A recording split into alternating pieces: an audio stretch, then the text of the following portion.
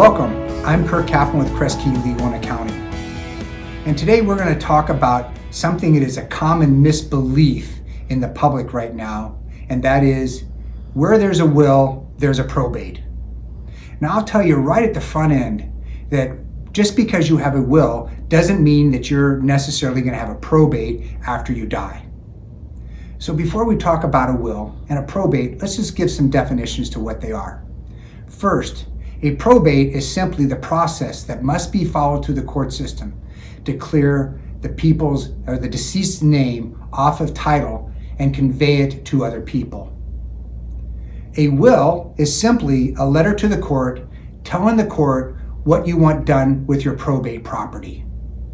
Now, you'll notice that we're talking about probate in this video. And remember, I said a will is a letter to the court telling the court what you want done with your probate property. That's an important factor that determines if there's going to be a probate.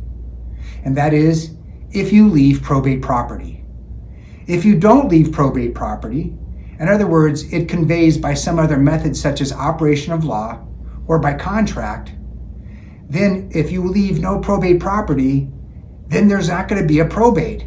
That is whether you leave a will.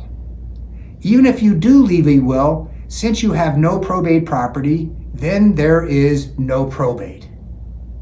So the belief out there that if you have a will, you're required to have a probate, that's just flat out wrong.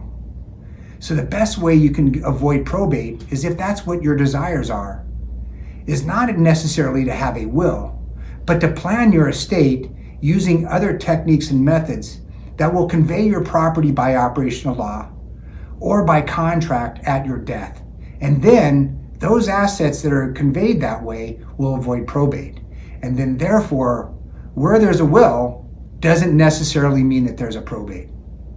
I'm Kirk Kaplan. If you have any questions, I'm happy to speak to you about wills, trusts, and estate planning. Thank you.